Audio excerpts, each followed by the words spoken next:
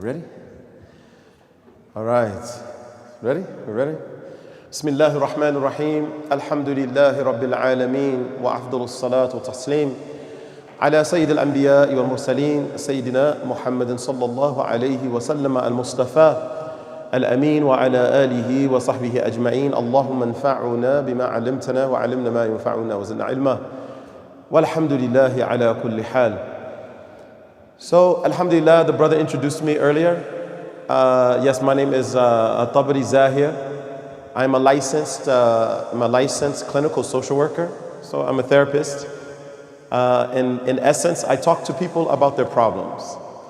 I also have a specialization in addictions.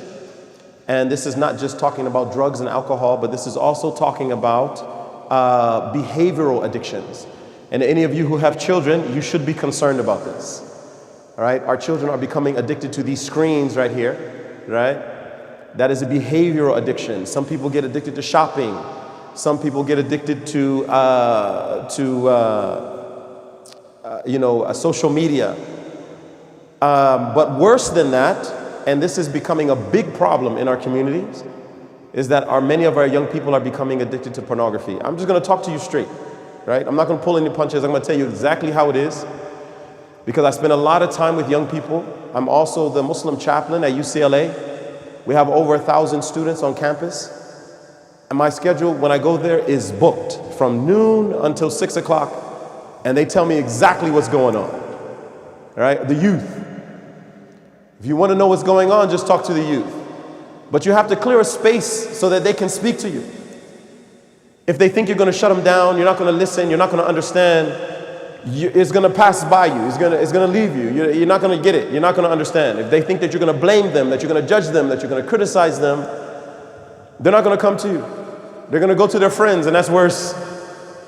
Right? So yes, I'm a licensed clinical social worker. I'm the chaplain. I also, I'm a khatib. So I'm all over the place, all over Southern California. We have over 100 different massages across Southern California. And alhamdulillah, wa shukrulillah, my schedule every year is full. I think I probably have about a dozen left for 2025. But every Friday I'm at a different place. And the reason why I'm explaining that to you is that I'm always talking to the imams, to the teachers, to our maulanas, to our the youth, our youth group leaders. And so I have my finger on the pulse of what is actually happening. Sometimes when I talk to the parents, they don't know. They really don't know sometimes. The parents don't know what's really happening. And so when I try to tell them, it's like it's brand new to them. So what I'm going to try to do is I'm just going to try to cut through all of that tonight. I'm going to just try to give it to you the way it is. All right? Like, this is what's really going on. So, alhamdulillah, Lamps of Light, which is the name of our organization. And we have a table outside if you want some more information about where we are and what we do and, the type of, what we're involved in. But in essence, it revolves around three things. All right? We do educational seminars. Something like this. We do educational seminars. Massages will call us. Governments call us. The Ministry of Dubai has called us and said, please come and help us. We have a big problem here. This is a Muslim country. And they don't have, a peer mentor system that when people recover from addictions, that they can go on to have a support system for them, which is very, very important. And we'll get there, inshallah. So we do education. We just teach people, like, what are the protective factors to protect our children against, dysfunction, emotional dysfunction, psychological dysfunction. What are the risk factors? What are the protective factors? The other thing that we do is we have a peer mentorship program. So in other words, we have, young people around the age of 24, 25. And so when we have a young person that has some type of debilitating, issue. It might be depression. It might be they don't know what their purpose is, which can happen very, very easily. It happens all the time in this society. They don't know what the meaning of their life is. So sometimes they don't necessarily need professional help, but they just need the advice of someone who has been where they are. Right? They need a peer mentor, somebody to walk with them. All right? And lastly, we do have the professional services. So if someone needs a clinician, if someone needs a therapist, whether it's for an individual, whether it's for couples, or whether it's for a family, we also do that. All right? So that's lamps of light. So I want to start off this session just talking about, how many of you have heard about the hadith of the man who killed 99 people? 99 people. MashaAllah, right? Very, very, very famous hadith. So everybody didn't raise their hand, so I'm not going to take it for granted that everyone heard it, so I'm just going to go through it very quickly. But then I'm going to give it to you from a clinical lens. And that is actually the job of the therapist.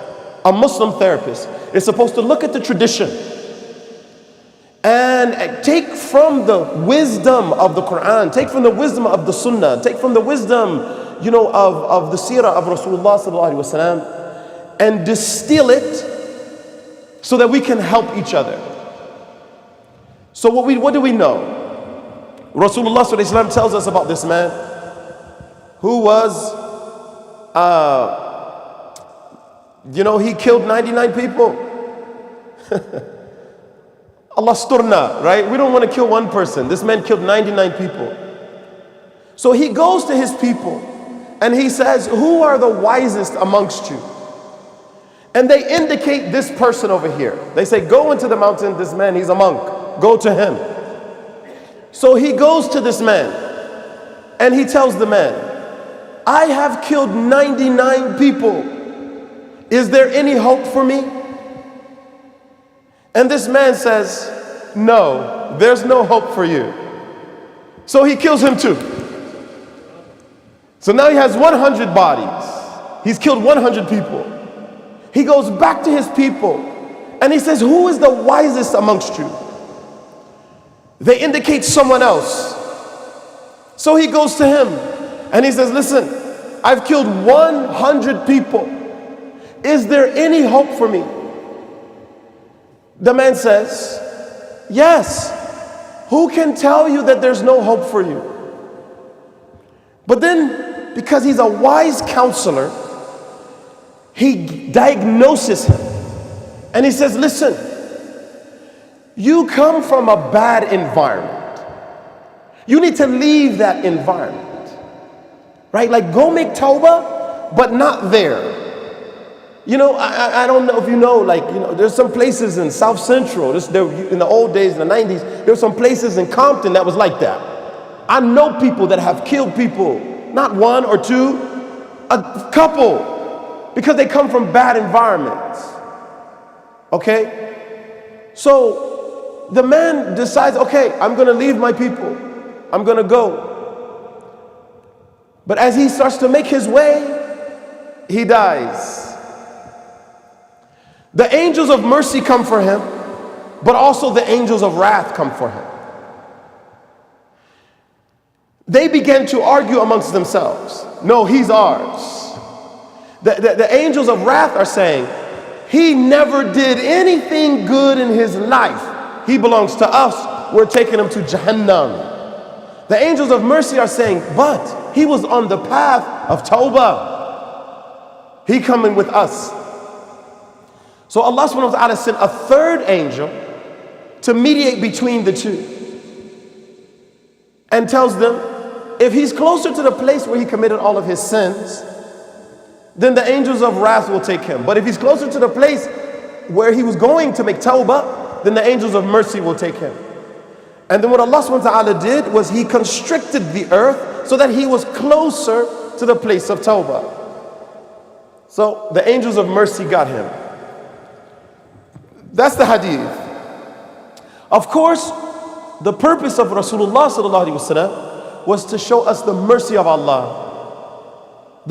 You killed 99, you took 99 souls, but still Allah's forgiveness was open to him. Okay, as a clinician, when I look at this hadith, the first thing that I see is he was in pain.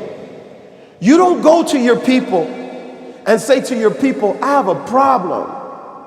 I'm in pain. I've done some terrible things. and I want to rectify it. Except you are in pain. You want to fix this. People experience pain. The second thing is that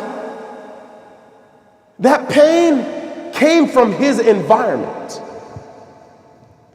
Now, our environments can be the state, it can be the city, it can be the school, it can be the household, it can be friends, right? People are influenced by their environment. The third thing was that he was in need of a wise counselor. The first person that he went to was not a wise counselor. It's what we would say is an abid. He's a worshiper. He was a worshiper, but he wasn't a wise worshiper. So when someone comes to him and says, hey man, I need help. I've done these things, right? Or I'm depressed, or I have trauma, right? If a person is not wise, they'll give him the wrong advice and cause him more harm. And many times this is what happens in our communities. People will go to the imam, people will go to their parents, people will go to, people who they think that they can trust, and they don't give them good advice. They don't give them good advice. They tell them, oh, you need to read more. You need to read more Quran. You need to pray more. We all need to pray more. We all need to read more Quran. But people need people. People need people. We need people with soft hearts to say, there's hope for you. You're going to be okay. I'm going to get you help. But you got to get out of your environment, man. You got to leave. I'm going to give you some good advice. And this is what Rasulullah sallallahu alaihi wasallam is one of the things that he's indicating in this hadith. His case was so complicated that even the angels were arguing over him. And sometimes that's what we have in our community. We have people in our community, they have so many problems that we look at them and we lose hope in them. They have so many problems.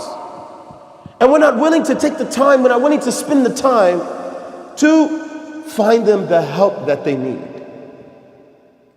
Okay? So inshallah, the premise of this talk tonight, inshallah, is going to demonstrate how traumatic events can directly impact the soundness of your iman. Okay? And I'm not going to pull from the sky. I'm going to come directly from Quran and Sunnah. Okay? Directly from Quran and Sunnah. How the certainty of your faith can be affected.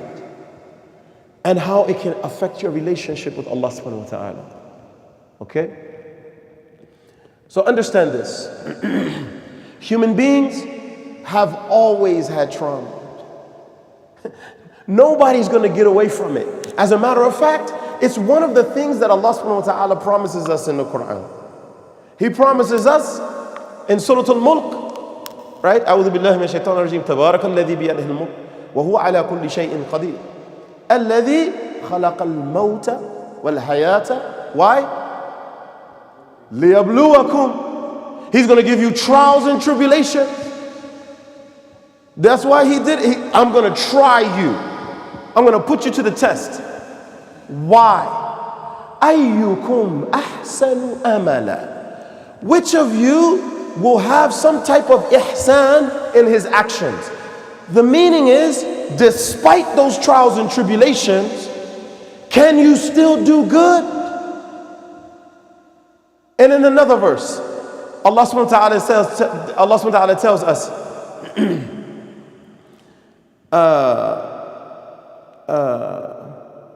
وَلَنَبْلُوَنَّكُمْ بِشَيْءٍ مِّنَ الْخَوْفِ وَالْجُوءِ وَنَقْصٍ مِّنَ الْأَمْوَالِ وَأَنفُسِ وَالثَّمَرَاتِ.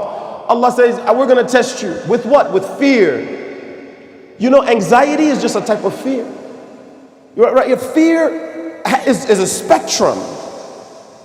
You know, you can have dread all the way on one side, and you can have anxiety all the way on the other side, but it's all fear. And Allah subhanahu wa ta'ala is telling you very clearly in the book, we're going to try you with fear. khawf, wal-ju', hunger. Ask our brothers and sisters in Palestine. And we ask Allah subhanahu wa ta'ala to rectify their situation. Right? Ask them in Palestine about hunger. وَنَقْسِم مِّنَ الْأَمْوَالِ. You're going to lose some money, man. By this age, we all know you're going to lose money. You're going to lose money. You're going to lose property. You're going to lose stocks and bonds. You're going to lose opportunities that bring you money. Why? You've been promised this. We've been promised this. Okay? This is all through the Quran. So human beings have always had trauma. The difference with us is we live in isolated silos now. Before, we used to have the extended families. We used to have, maybe the tribe. We had people that could help us. And if we didn't have people that could help us, then usually, especially in Muslim countries, right, there were, Turkey is a very good example, right? There was all of these, what we would call today non-profits, that would go and help, seek out those that needed help. The most vulnerable amongst us, the orphans, the widows. This is one of the reasons why Allah subhanahu wa ta'ala tells us to take care of the orphan, to take care of the widow, to look after the handicapped. Why? So they don't experience trauma. Why did Rasulullah sallallahu alaihi wasallam said the one who takes care of the orphan will be like this with me Yawm al-Qiyamah? Why did he say that? It's for the sake of protecting the orphan, so they don't, grow up like, no one loves me. That's traumatic. You're not wanted. No one's looking after your affair. It's very traumatic. And sometimes when people are left like that, they go to commit some of the most heinous crimes. They go and like as we say, hurt people.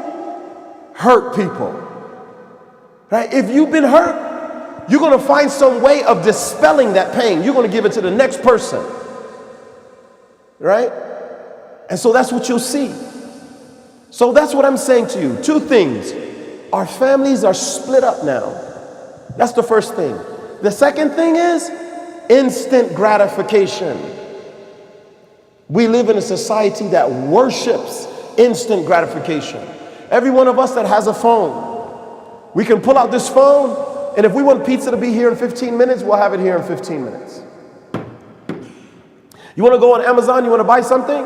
If it's not here today, it'll be here tomorrow. Right? That's on the lighter side of things. On the more detrimental side of things is pornography, where our children, and believe me, wallahi, I'm telling you, like we have an epidemic. Ask any sheikh, ask anybody who's in front of the people listening to their problems, they will tell you, right now, amongst our youth, we have an epidemic.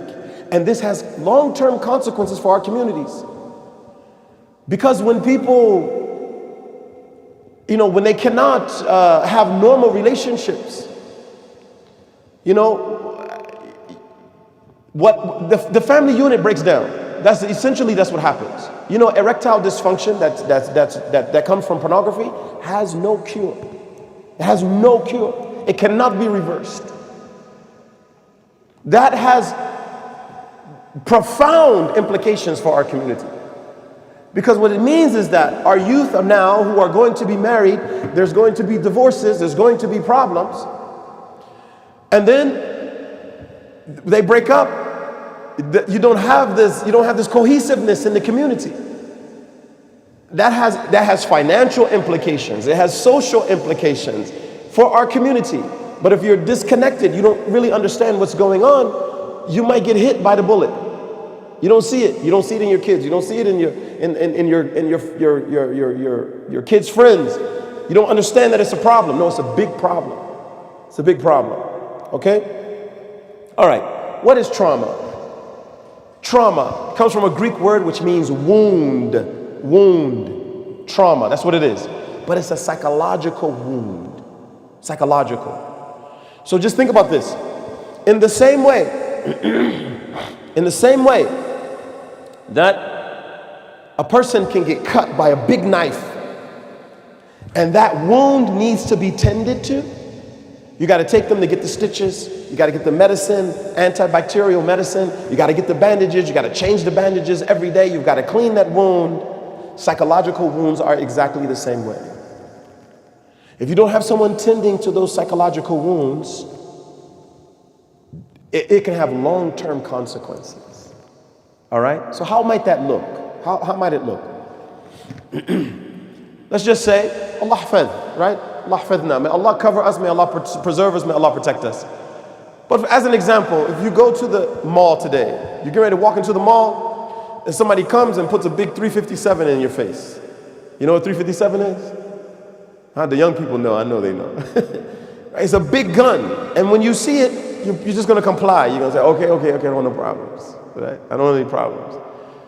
They put that gun in your face and say, give me all your money, give me your watch, give me your phone, give me your hat, give me your socks. You're probably going to comply. But as that is what's happening, as that event is unfolding, a lot of times what happens is time slows down, because that information is going directly into your long-term memory, not the short-term memory. It's going into your long-term memory. And when anything goes into your long-term memory, it's not processed. You know, it's not processed. It's just uploaded and it's just sitting there. And when anything comes along later that is like that event, it's going to tell you, oh, this happened before, run. So say, for example, say the guy who robbed you had on a red shirt or a red jacket. You may be sitting right here in the masjid, and somebody with a red jacket comes in, and your heart starts beating fast, boom, boom, boom, boom, boom, boom, boom, boom, boom, boom, boom. You're like, I'm in the house of Allah. Why am I doing this? This is known as fight, flight, freeze, or fawn. Your nervous system just takes over. The rational brain goes offline. Your long-term memory is saying, hey man, we did this before. We know what this is. Okay? So if a person doesn't go get help for that's a perfect example of a traumatic response. All right? Now, one of the things that we do with children is, like, we have a child, the child falls down very, the child might fall down and scratch their hand or something. I have a granddaughter. Every time she gets a little prick, and please don't let her see any blood, but she gets a little prick, she comes, I have a boo-boo, I have a boo-boo. And what she wants, she just wants care. It doesn't even hurt, but she just wants someone to take her and say, it's gonna be okay, come here, it's okay, kiss her boo-boo. Now she's fine. Well, guess what? We're just all big kids. We're just all big kids, all of us. Just big kids. And we're walking around with these wounds. We're walking around with hurt. We're walking around with disappointment. And sometimes we pour that out onto those around us. Our children, our grandchildren, children at the masjid. We do that. All right? When in actuality, what they really want is for you to say, let me kiss your boo-boo. Even though you're talking to an adult. So, oh, let's get you some help. Let's find out. Right?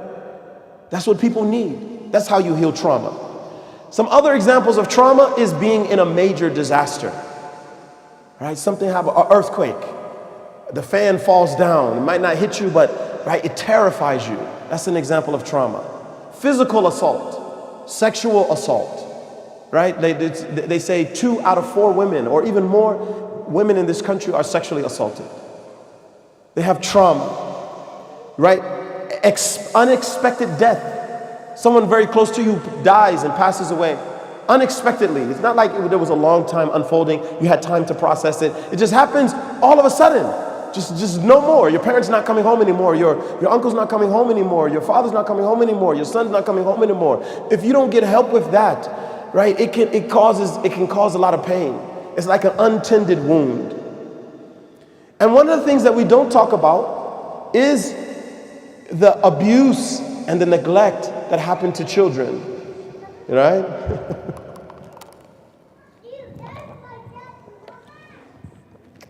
Violence that happens to children, abuse that happens to children, right? And it's not it's not that something has to actually happen. You may look at your child and you may say, oh, but nothing happened to you. You weren't beat, you weren't, but did they get the love that they needed? Every human being needs love. They need love. And it shows up, love shows up in different ways. It shows up as compassion. It shows up as care. It shows up as just concern. And if a child doesn't receive that, then they have to protect themselves from the pain of that, from the experience of that. But they're walking around with it. They're hurt inside. All right? One of the things that sometimes we do is we put our children in public school, and we're not aware of the trauma that they experience in public school. They have names like Muhammad, Mustafa, right? Or they're from countries where the American soldiers are. They're from Afghanistan. So they go to school, they say, oh, what's your name? Your name is Mustafa. Oh, where are you from? I'm from Afghanistan. And all the kids are like, oh, my father's fighting against your people. And that's traumatic. And if that space between you and them is not clear, that they can come and talk to you about that, they're going to have that trauma for some time. And 10 years may go by before you realize that they have a problem with their faith. Right? They don't want to be known as Mustafa anymore. It's not what was going on in the present, it's what was happened in the past and was never tended to. I'll give you examples depending on how much time we have. Sheikhna, let me know how much time we have. Until about 9 o'clock. Okay, bismillah. All right. So what does the impact of trauma look like? What does that look like? What happened? Like how does it actually look? How does it show up sometimes? All right. There's a constriction of psychological functioning. You know, psychological functioning, it has to do with your moods. It has to do with your attitudes. It has to do with your emotions, especially emotional intelligence. You know, emotional intelligence is that you're able to be empathetic to other people, that you can listen to them and feel their pain, right? But if your pain was never dealt with, how do you have room to hear his pain? You don't. That's what happens. So there's this constriction. This is one of the first things that you can tell. I had a client come and tell me this one time. They said, I see people having a hard time all around me and I just don't care. And to come to find out that she had every single type of, whatever you can think of that can happen to a young girl, happened to her. Terrible. She had no room for other people's pain because she hadn't dealt with her pain. Okay? You have this separation from yourself. You begin to ignore your feelings, right? You might be, make dua for me. I was just recently married. I got married a month ago. So make dua for me. Keep me in your dua, right? But what if my heart was saying, don't do it, and I did it anyway? That's a separation from myself. I don't trust myself. That usually is from some type of trauma. And that causes also disconnection from other people. Like you just, you can't trust them, you don't want to be around them, or when you're around them, Jazakallah khairan, Jazakallah. Right? When you're around them, you can't be yourself. You got to be fake. All right? All of these things, wallahi, the list is long. I can go on and on and on. It distorts your worldview.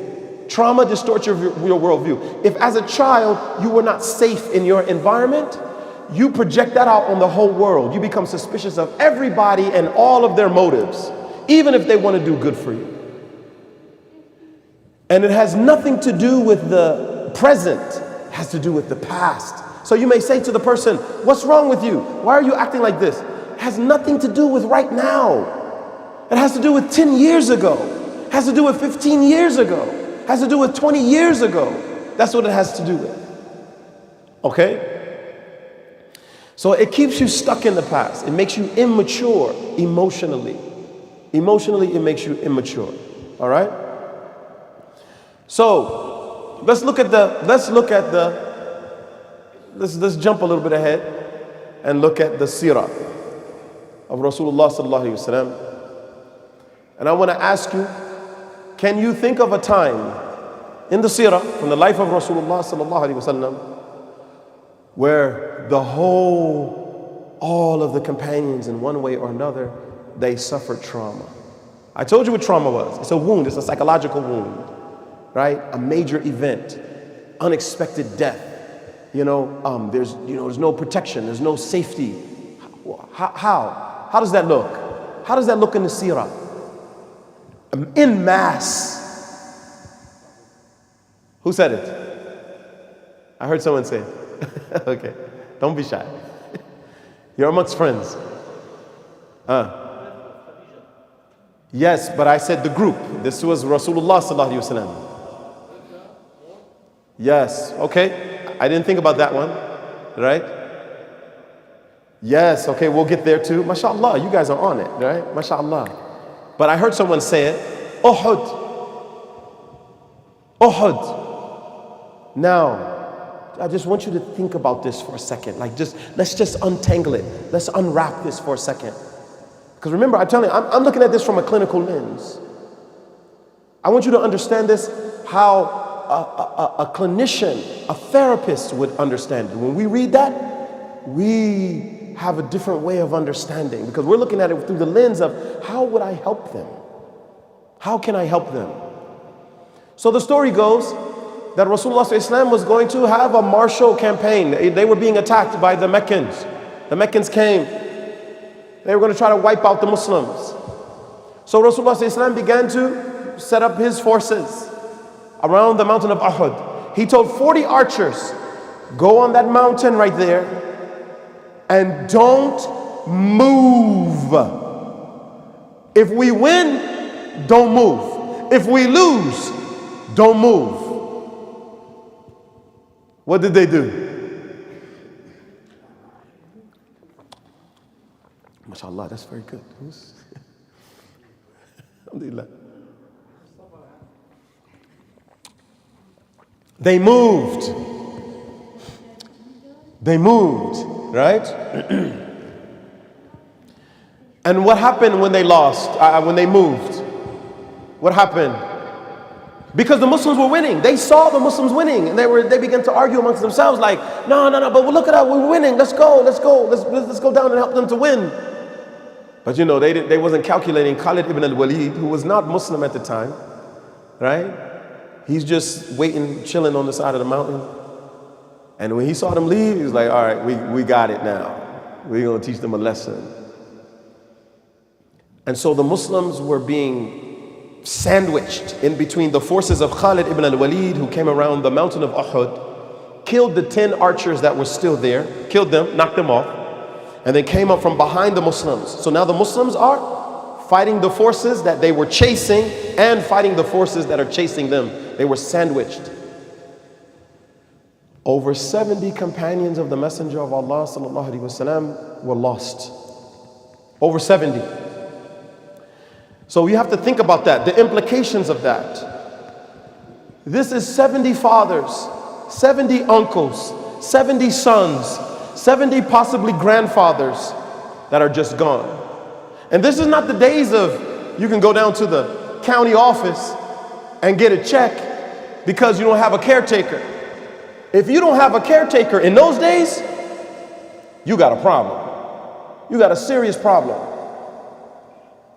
And another thing I want you to consider is that this trauma is self-inflicted. They did it to themselves. And Allah mentions that in the Quran. They did it to themselves. But you cannot, because what we do sometimes is when somebody has a problem, somebody has an addiction, somebody has depression, somebody has a problem, we say, oh, you did it to yourself. So what? So what? How are you supposed to respond? There's a hadith in the Muwatta Imam Malik where he's narrating a statement of Isa ibn Maryam alayhi salam. At the end of the hadith, he goes on to say that human beings are in two categories. Those who are mu'afa, they're in a state of afiyah, overall well-being. And those who are mubtala, they're in a state of being tried. He said each one has to respond a certain way. The one who is in a state of afiyah, he must have shukr, right? He must, be grateful to Allah subhanahu wa ta'ala for his circumstances. And the one who is mubtala, he's under trial and tribulation, he has to be patient.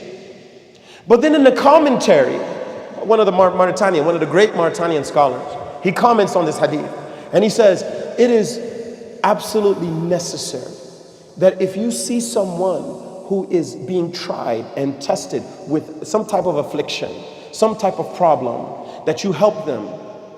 Otherwise, it is just a matter of time before you are afflicted with that or something similar. It's just a matter of time.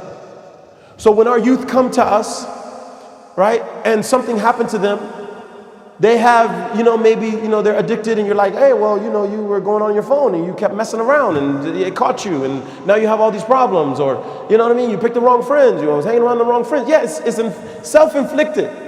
It's self-inflicted. You still have to help them. You still have to help them. Okay? How do we know that we still have to help them? Some of the Sahaba, when they thought that Rasulullah sallallahu alaihi wasallam passed away, they became despondent. This is a classical trauma response. They gave up the fight. They just stopped fighting. Rasulullah sallallahu alaihi wasallam passed away, they thought, because he was severely injured. That was the day he lost his tooth. The helmet, the leather piece from his helmet had a buckle on it, and it went into his cheek, so he's bleeding profusely. Right? He was injured. But when they saw him go down, they thought he was dead. And they just stopped. Would you say that they had weak iman? These are the people that Allah says in the Quran, radiyallahu anhum wa radu an. Allah says this about them, that I am pleased with them and they are pleased with me. Would you say they have weak iman? No, we won't say that. We would never say that. But what you must understand is that this is a traumatic response. And it can happen to anyone. Rasulullah sallallahu alaihi wasallam said about his generation, he said, "Khayrul qurun qarni, thumma alladhina yalunahum, thumma alladhina yalunahum." The best generation is mine, my generation. Then those who follow them, then those who follow them. Right? You cannot say that they had no iman or they had weak iman. They were having a human moment. And everyone is allowed that. Everyone is allowed that. How did Allah subhanahu wa ta'ala tell Rasulullah sallallahu alaihi wasallam to respond to that situation? Read Surah Al-Imran. Read it. فَبِمَا رَحْمَةً مِّنَ اللَّهِ لِنْتَ لَهُمْ. This is Allah telling Rasulullah sallallahu alaihi wasallam to respond, how to deal with his companions. Because he could have been like, y'all messed up. What's wrong with you? How did you leave the mountain? I told you not to leave. You dare disobey the messenger of Allah. He could have done all of that. But Allah subhanahu wa ta'ala told him, it is by the mercy of Allah that you are gentle with them. فَبِمَا رَحْمَةً مِّنَ اللَّهِ لِنْتَ لَهُمْ. Lint, it means to be gentle. Even though they did it to themselves. And we're not talking about an addiction. We're not talking about, trauma. We're talking about death. Over 70 companions. And Allah subhanahu wa ta'ala is saying, be gentle with them. And then he tells them what would happen if he was not. وَلَوْ كُنْتَ فَضًّا غَلِيظَ الْقَلْبِ لَانْفَضُّوا مِنْ حَوْلِكَ. If you are hard with them, you're harsh with them, they're just going to run away from you. You have to think about that. Who is he talking about? He's talking about the Ashaba al-Kiram, the noble companions of Rasulullah sallallahu alaihi wasallam. Allah is saying, Ya Rasulullah, if you are hard with them, if you are harsh with them, even though they have iman, they're going to leave you. They're going to run away from you. This is serious business. This is, you have to think about this when you're thinking about your children, when you're thinking about those youth who are facing circumstances that humanity has never faced. Humanity has never had a device in their hand that contradicts their worldview in every way, shape, or form. It has never happened. This is what our youth are dealing with. They can go on here and they see things that, they go on here and they see things that will destroy their Iman. It will contradict what their parents are telling them. It will contradict what the community is telling them. Right? And then when we don't like what they do, we blame them. When we gave them the device in the first place. We put them in the schools that make them love the device, because even if you don't give them the device, their friends have the device. So they come home saying, Abi, Ummi, give me a phone, give me a phone, give me a phone. And then when they don't listen, right? Because these things are made. I go to their conferences. I go to the psychologist conferences. I go to the therapist conferences. I go to the addiction conferences. They pay us a lot of money to work with corporations to capture the hearts of the youth. They want the youth, when they get on these devices, they never get off. That's purposely done. They are after the hearts of your youth. And we're sitting at home watching Netflix. We don't want to spend money to have the proper schools. Some of the parents, they have children, they complain about how much money it costs to put their children in school. They complain about how much money it costs to put them in an Islamic environment or a better environment. And then they complain when their children lose their Iman. We got a problem, y'all. We have a very serious problem. Okay?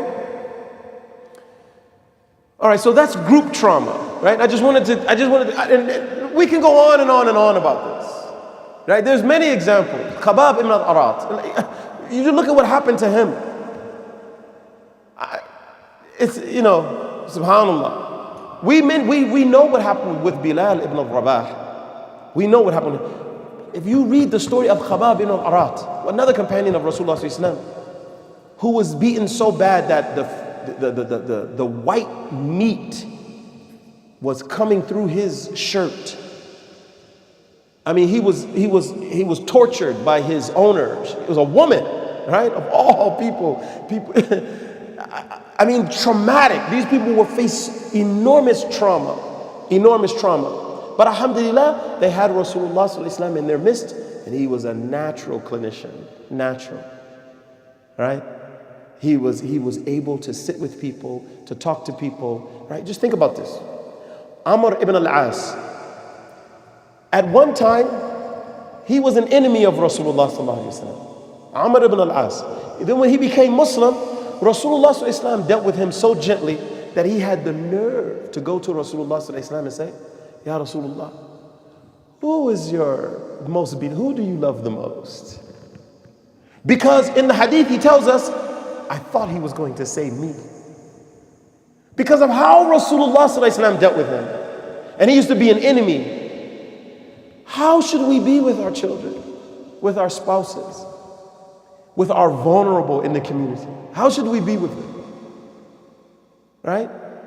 And it's like Rasulullah sallallahu alaihi wasallam, he was a natural clinician. He was a natural therapist. If you just read all of his interactions with people, you'll see like he knew how to help people heal.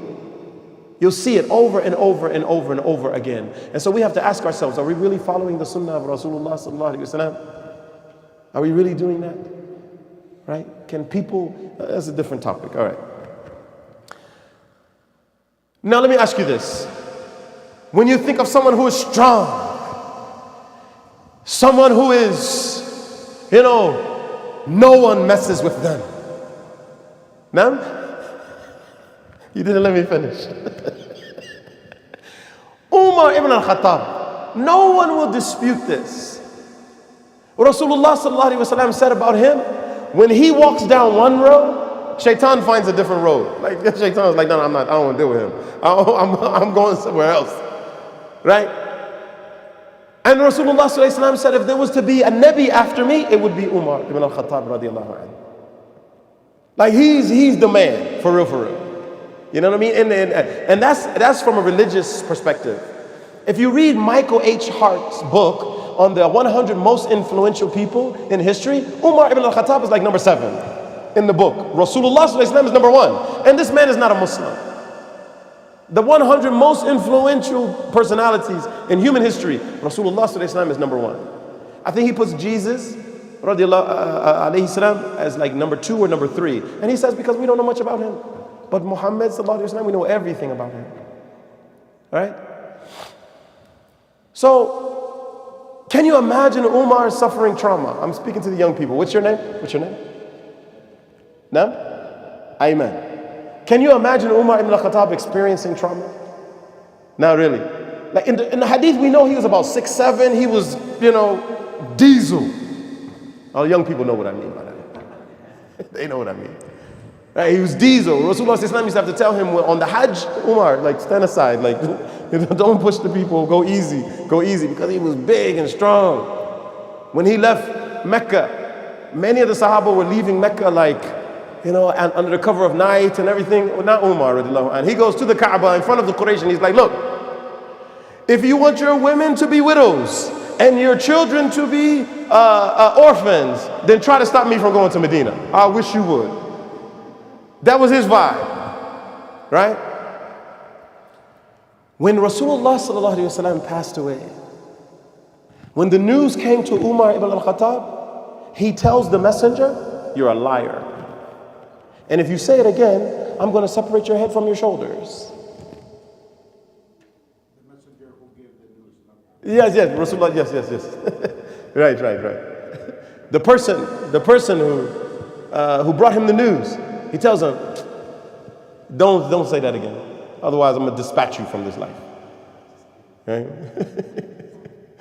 Right? That's his initial response. Abu Bakr as-Siddiq has a totally different response.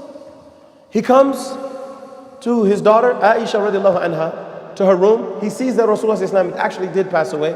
He comes into the masjid because, the masjid was like, as you can imagine this being the masjid, the wives of Rasulullah sallallahu alaihi wasallam, they had entrances into their apartments here. They would come directly into the masjid.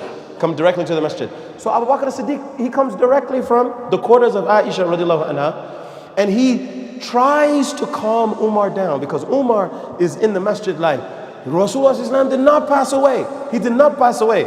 I mean, what are you going to say? What are you going to say? This man's like 6'7". He's known for like, snatch you up and beat you up, and he's known for that. What you going to say? So he has a group of Sahaba around him who are kind of like following his lead. Abu Bakr as-Siddiq comes into the room, into the musalla, and he tries to calm him down. That's what therapists do. A therapist, one of the first things that they try to do when a person is in a lot of pain is to try to get them to sit with that pain. So Abu Bakr as-Siddiq is telling Umar, calm down. Umar, sit down. He would not sit down. He's in a trauma response. Abu Bakr as-Siddiq goes to the other side of the masjid and he begins to recite these verses in the Quran to remind the people. He's saying, no, it's true. Rasulullah sallallahu alaihi wasallam, he has passed away. وَمَا مُحَمَّدٌ إِلَّا رَسُولٌ. Rasulullah sallallahu alaihi wasallam is but a messenger. قَدْ خَلَتْ مِنْ قَبْلِهِ رُسُلٌ. Messengers have passed away before him. Now Umar ibn al-Khattab is hearing what Abu Bakr as-Siddiq is saying. And he knows Abu Bakr as-Siddiq is not a liar. He knows Abu Bakr as-Siddiq, Umar ibn al-Khattab, he tells us in his own words, when I heard Abu Bakr as-Siddiq saying those words, it was as if it was the first time I heard them. So he's hearing revelation coming from the lips of Abu Bakr as-Siddiq. He's hearing it, and he's like, but he heard it before, but it's brand new to him. It's like it's brand new. And then what does he tell us? My legs ceased to hold me up. He passed out. That's a classical trauma response.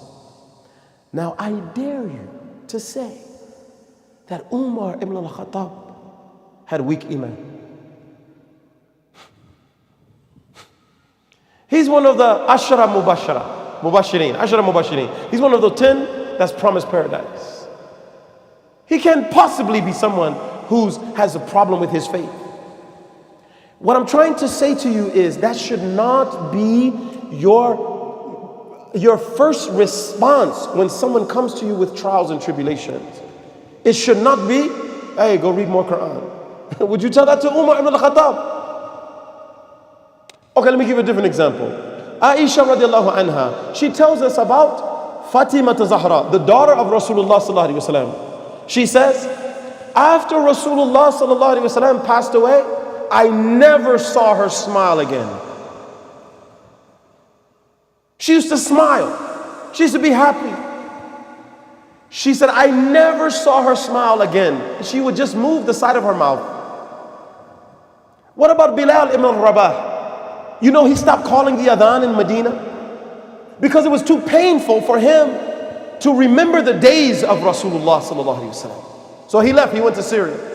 And he didn't come back until he dreamed that Rasulullah sallallahu alaihi wasallam said, Ya Bilal, he had a dream. And when you see Rasulullah sallallahu alaihi wasallam, it's a true dream. Right? Rasulullah sallallahu alaihi wasallam told us, if you see me in a dream, you have truly seen me because shaitan cannot take my form. He told us this. So he sees Rasulullah sallallahu alaihi wasallam in a dream. And he says, Bilal, why haven't you come and visited me? He got on his horse that day and went to Medina. But my point is, why? Why? This is pain, y'all. This is pain. People, human beings go through pain. And this is why I don't want to give you some random example. I want to bring you into the lives of those beloved, our beloved, right? Rasulullah sallallahu alaihi wasallam, his wives, his companions, his children, right? Because if it's possible for them, it's possible for us. It's more than possible for us. So I have 15 minutes, all right? So I'm going to try to speed this up. Trauma. You have to sit with it, all right? This is like the first step. You have to be able to get to the point. What we say as clinicians is, if you can't feel it, you can't heal it. So if a person cannot sit with that pain of loss, of trauma, of grief, the suffering, if they can't sit with that, they won't be able to move past it. Because what they're doing is suppressing, right? They're pushing it down, It's like a spring. And what happens with a spring when you push it down? It's gonna come back up sooner or later. That's what happens with anger. That's what happens with hurt. That's what happens with trauma. If it's not processed, it comes back and it comes roaring back, right? It comes back. But what ends up happening, what's actually happening is just like if you had a physical wound. If you don't pay attention to it, if you don't take care of it, it becomes infected. It will become infected. And then you'll be back in the hospital. You keep going back. Or you might lose your arm. It could get worse. Psychological wounds are the same way. Trauma is the same way. It will keep coming back. It will keep, like when you have pain, pain is a messenger. And it's telling you, pay attention to me. Pay attention. Something's wrong here. That the traumatic response is the same way. Right? When a person, they can't control their feelings, or they turn to exterior modes to control their feelings. They might turn to drugs, they might turn to alcohol, they might turn to pornography, they might turn to shopping. People do that. It's a way of getting a feel good. Like if a person is depressed, constantly in a state of depression, they look for things to make them feel good. And all of these things, shopping, social media, pornography, drugs and alcohol, it gives you a dopamine rush. Dopamine, the feel-good chemical. Even if it's just for a moment. Probably many of you probably live in Pomona or around Pomona. You know, Pomona has some problems, right? Pomona has some problems. At one time, it was like the new Compton, right? It had a lot of problems, a lot of killings and stuff like that, a lot of gang activity and stuff like that. When people can't solve their problems, they look for a way out. Alcohol is a way out. It's temporary, and it normally makes the situation worse, but in reality, they're just looking for a way out. And to be honest with you, as a clinician, I will say to you, thank God that they have a way out, even if it's drugs and alcohol. Because you know why? Some traumatic pain is so bad that if they could not suppress it with drugs and alcohol, then or pornography, then they would just commit suicide. That would be the only option. Did any of the companions of Rasulullah ﷺ commit suicide? Yes. Yes. Since Sahih Bukhari. Committed suicide. Jabir radiallahu anhu tells us, a companion of Rasulullah ﷺ committed suicide. And Rasulullah ﷺ told us that, not in a nutshell, he told us that Allah had forgiven him, but would not repair how he killed himself. People are in pain, including the Sahaba. They're in pain. It's how we respond to them, whether they can move through it, whether we can get them help. And this is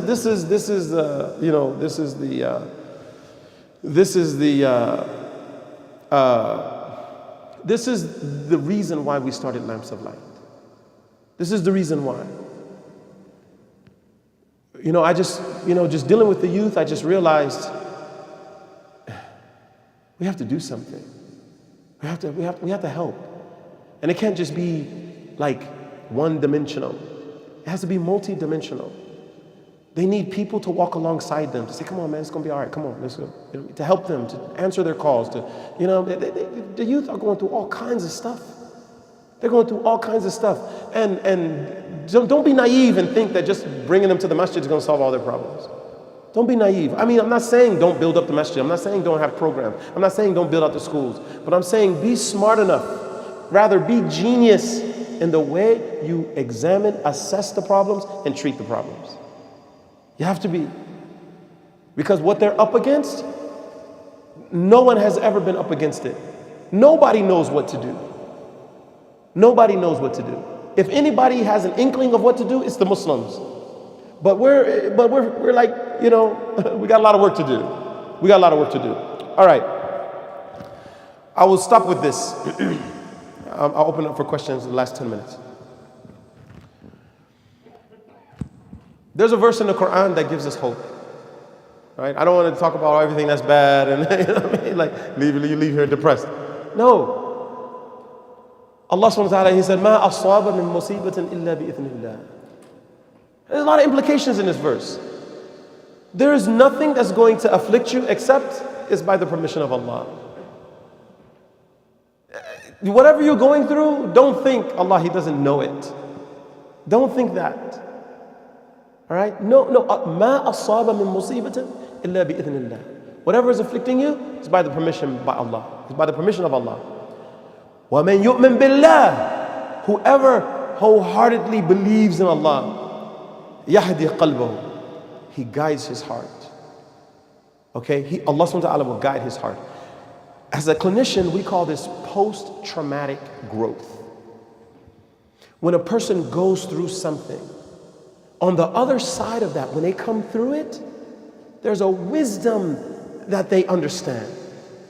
There's something that they're able to give back because they went through that. So this verse is spelling out that it's talking about the hurt, right? Musibah, the affliction. It's spelling that out, but it's also talking about healing. It's talking about like Allah, He will guide your heart. What does that mean? You got to go through it, But if you can have a good opinion about Allah, husn al-dhan billah, you have a good opinion about Allah, that despite your hardship, despite your trauma, despite the things that you've suffered, right? That it had a purpose, right? وَمَن يُؤْمِن بِاللَّهِ. And we believe, this is one of the reasons why believing in the qadr is so important. That whatever is for you is for you. If it's not for you, you're never going to get it. Even if it's in the palm of your hand. It can be in the palm of your hand and it's not yours. It doesn't belong to you. It's going to leave. It's going to escape you some kind of way. You give that back to Allah subhanahu wa ta'ala.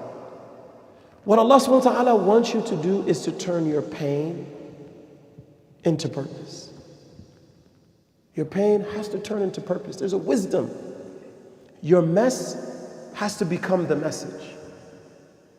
Whatever the chaos turns into clarity. That's how your misfortune turns into meaning. Right? Allah subhanahu wa ta'ala will give you the resilience. You know, resilience is you knock down, you get back up. You knock down, you get back up. This is resilience. That you're able to keep getting back up. You're able to keep getting back up. All right? Your tragedy turns into triumph.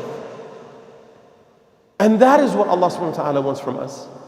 And that is what Allah subhanahu wa ta'ala wants us to help others to achieve. So when I think about lamps of light, when I think about clinicians, when I think about therapists, like this is the work that we do. All right? This is the work that we do. And, you know, we have a lot of work to do. My message, and I'll end with this, my message is that people in our communities have a hard time. Because of the stigma, maybe inshallah that's the next thing we can talk about. If you invite me again, I'll talk about stigma. I'll talk about this discrimination sometimes that we have with people that have mental health issues, people that have, you know, tragedy, they have different problems. Why that is and how we can overcome it. All right, inshallah. But in our communities, we have a lot of people who are in pain. We have a lot of, especially the youth, right? But the pain doesn't show up as, sometimes it doesn't show up as depression. It shows up as behavioral issues, right? They rebel. You know, against the parents, they you know what I mean, they're disobedient, they keep getting into stuff. Normally, you gotta say to them, you know, you don't say to them, why are you like this? You have to say to them, why the pain? Because normally the pain makes a person react a certain way. So I'll pause right there and see if there's any questions. Assalamu alaikum. One of the experience a lot of families go through is when they go to a clinical psychologist, is the medicine that some of these doctors prescribe, and the medicine becomes a problem, and it becomes an addiction itself. So how, and then either the patient becomes addicted to these pills that he's taking, antidepressant, or you know, or they refuse treatment and they lose the trust in the medical you know, industry. Yeah. You know, which it happens. They become organic. Oh, I don't trust them. I avoid them. I treat myself. So there is you know, and there is a commercial side to this, because some of these companies, they want to, you know, introduce their drugs and market it. So it's a challenge. So how, you know, where do you make that decision? Do I take medicine, and how do I get out of this medicine when it's time to get out of this, or just avoid taking medicine? Yeah, I'm with you. I agree with you. Number one, the first step is go see a Muslim clinician. It's the first step. What you're talking about is this phenomenon of, you know, going to a psychiatrist, right? The psychiatrist is not a therapist. All right, this is the psychiatrist is a medical doctor who is incentivized to give patients medicine. They don't practice therapy, right? So, for example, myself, if someone comes to me and they, you know, I mean, I recognize that they have trauma and things like that, the last resort for me is medicine. It's the last thing. And even if I do like turn them over to a medical doctor or refer them to higher levels of care, right, I'm still working with them. I'm still working with them. I'm not going to just turn them over to the medicine. The medicine is a coping mechanism. It is not the solution. What the medicine usually does is slows down traumatic responses. It slows down, it lightens depression. It lightens anxiety so that the person can learn how to regulate themselves by themselves. It is not a permanent solution. When a person tries to make it a permanent solution, that's when all the problems happen. All right, it is not. So send them to a Muslim clinician, and when they have to go to a psychiatrist, send them to a Muslim psychiatrist. That's one of the things that we do. We refer people to higher levels of care at Lamps of Light, and we're sending them to Muslims because this is in the fiqh literature. In our fiqh literature, like when somebody has a problem, the ulama, they tell us you have to find a doctor. Like when you need a ruqsa for something, like you have a cut on your arm and you want to know, can I wipe over this? They always tell you in the books of fiqh, you have to go to a doctor that has taqwa. They have taqwa, right? Not just any doctor, a doctor that has taqwa. And those are the type of doctors that we look for, right? They understand the tradition. There's many Muslims who they practice mental health, but they might not necessarily understand the tradition. They might not understand the tradition. So you want to go to someone who they understand the like Islamic psychology. They understand how they're like they know how to treat the nafs of the person, but they also have taqwa. They also understand the Islamic tradition. It's a little hard to find, but we're in the field. Myself, Brother Iman right here, he's a clinician.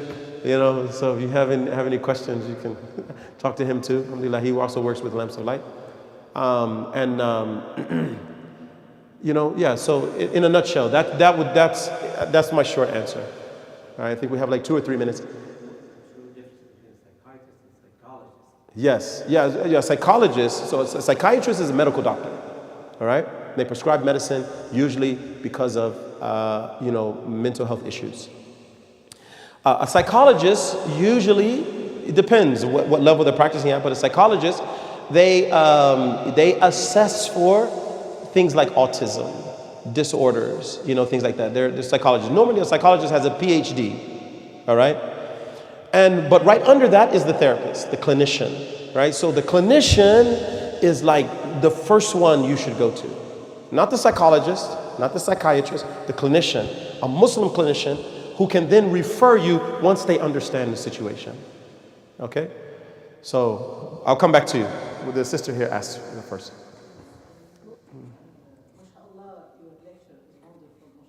Alhamdulillah. How can we talk to women about it's not okay to not say what's happening because of sitter, when sitter, you have to be quiet and not talk. Okay, so yes, sitter. Sitter means like to cover, like to hide your sins, to cover up. Okay, the stigma, right? The stigma. This is a big problem in our community, right? This is a very, very big problem in our community. I would just, as an easy thing to answer this question, the first thing that I would say is, let me ask you this. If there is if a woman is having a baby, and the only doctor she can find to help her is a male doctor, can she go to him and have help? She can. Okay. Same thing. Right? There's this ruqsa in Islam. When a person needs help with something, sitr doesn't apply. It doesn't apply. That's not the time for it. There's a time for sitr, right? There's a time for, sturna bi sitrika al-jamil, right? Like there's a time for that. But when you need help, that's not the time. So you have to talk to them in terms of, you have to use like fiqh examples to show them like if this applies to medical help, it also applies to mental health. It goes both ways. And we have to just keep beating that nail, that hammer. We have to keep hammering that in, because this is one of the reasons why so many of us suffer. We don't want to talk about it. We don't want to get help. We don't want to. And just when you go to get help, you want to make sure that you're going to someone. This is one of the reasons why you want to go to someone who is licensed. Because like for me, if you come to me and you tell me your whole life story, under the penalty of California state law, I cannot repeat your case. Even if a judge comes to me and gives me a subpoena, I'm not supposed to turn over your records or say what your case is about unless you give me permission. When you go to your friends, Allahu A'lam, what they're going to do, what they're going to say, right? So that's the difference. So find qualified help. Find qualified help. That would be just a quick answer I would give you, inshallah. Naam. He was actually first. Oh, he was first? Okay. Say. Thank you.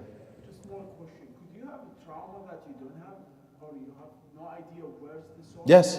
Like for example, I have fear of heights. So just an example, but it has no memory.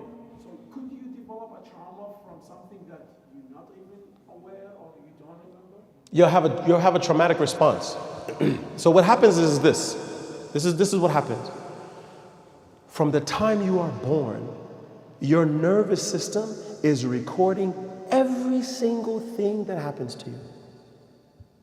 Your nervous system is aware, even though you're not explicitly remembering what happened to you at 1 year old, 2 years old, 3 years old, but the nervous system implicitly has recorded everything. It records it. So if the parents have this feeling, I don't want this child, or they take care of the child with resentment, that's recorded in the nervous system of the child. And when they grow up, they feel like everybody feels like that about them. But they don't know why. Because it's recorded in their nervous system. And what's even more amazing than that is that on the Day of Judgment, Allah subhanahu wa ta'ala tells us that our limbs will speak. Our limbs will say everything that we did in our whole life. How is that possible? Because the nervous system is recording everything,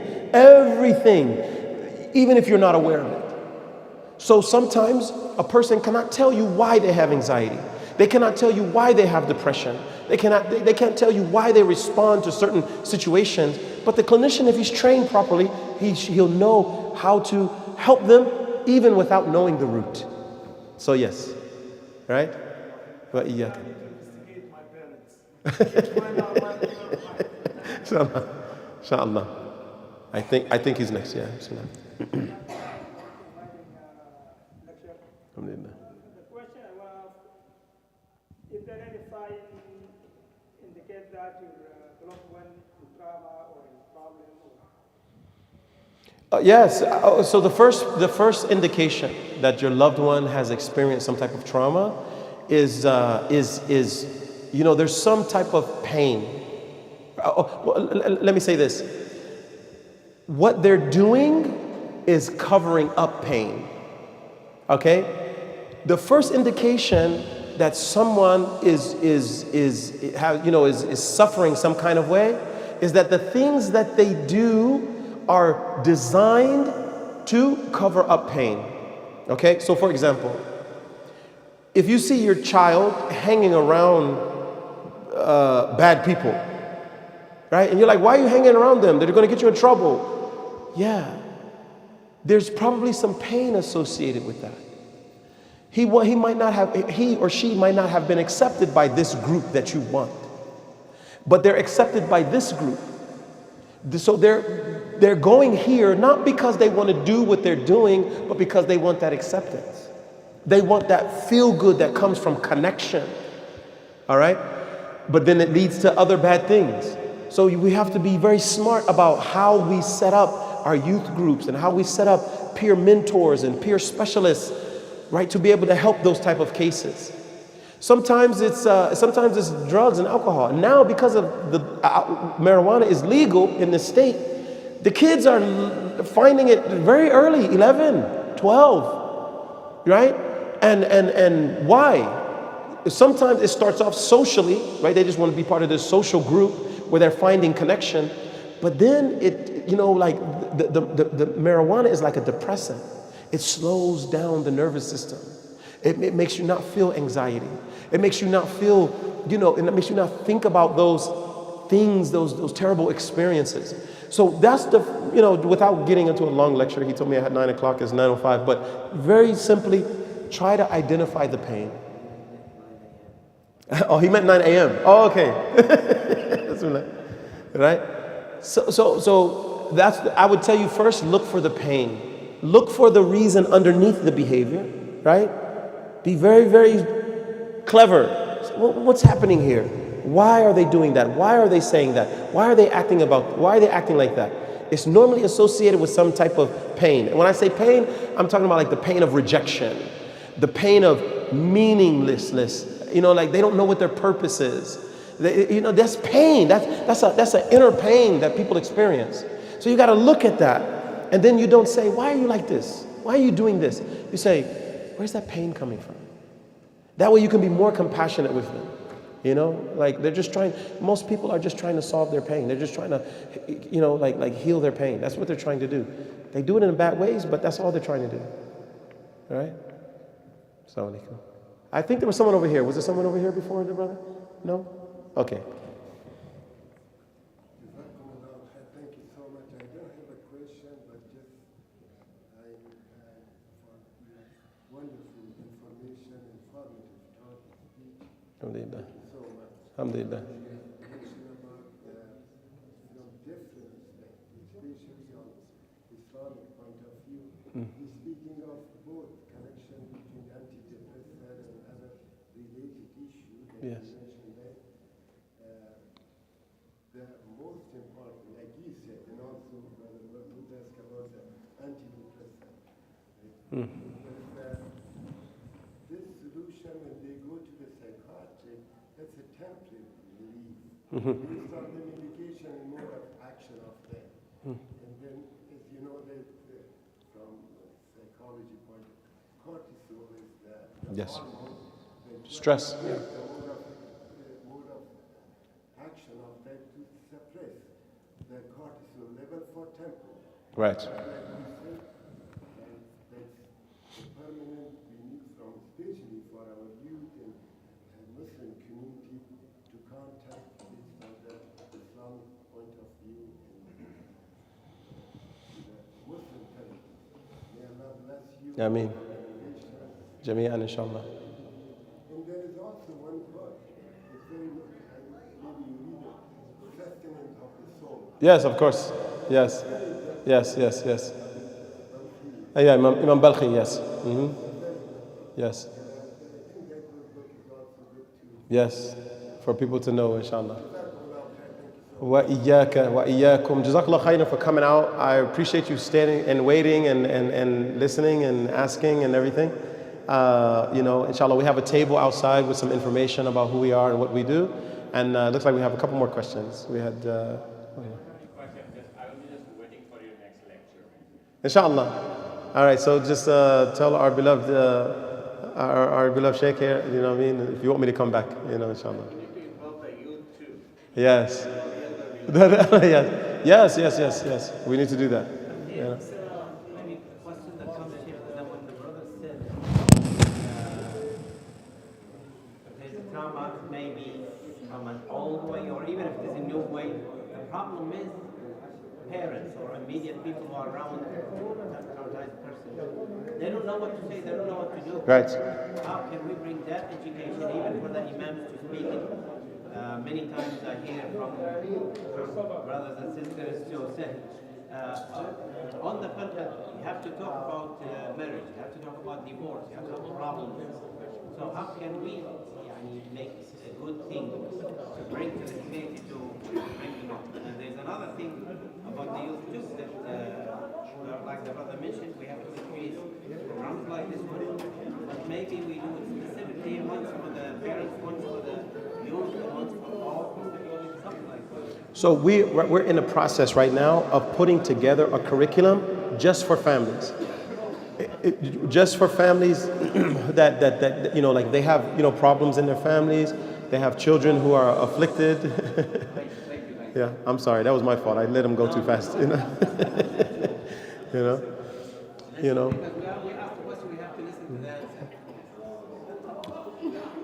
And so we're working on that right now. Inshallah, if you give us like 3 or 4 months, we'll have a curriculum that we can present to the families. You know, like, okay, if you have a loved one that is suffering, these are the steps. You don't want to enable them, like doing everything for them, but at the same time, you don't want to isolate them and not give them any support at all. We always, you know, we're ummah, that we're a wasat, we're in the middle. We try to do everything in the middle. And so, inshallah, we're working on a curriculum right now, just for families. Inshallah. My work around, I'm glad to see that mental, even including our organization that supports Yes. mental health programs. Yes. Yeah, it's inevitable. It has to happen, you know. It's increasing more and more and more and more, but we still need a lot. Yes. Inshallah. And make it a certain, even in the masajid, we should really not only have one imam, but there should be a youth director. There Yes. should be education about the behavior, things like And they should know who to call Yeah. when they need help, or who to refer people to. That's the reason why we hired Grant. We need someone to go out into the community, tell them the services that we have, tell them how we can help, or who they can send to us, inshallah. You know, and that's what we're working on. I mean, we're fairly new, but we're working. across the board. The mental issue is new to the Muslim community. True. Alhamdulillah, it is starting to grow. Yes. Alhamdulillah. آمين. سبحان الله وبحمده أشهد أن لا إله إلا أنت أستغفرك وأتوب إليك. سبحان ربك رب العزة عما يصفون والسلام على المرسلين الحمد لله رب العالمين برحمتك يا أرحم الراحمين وصلى الله على خير خلقه أشرف الأنبياء والمرسلين حبيبنا وشفيئنا ومولانا محمد وعلى آله وصحبه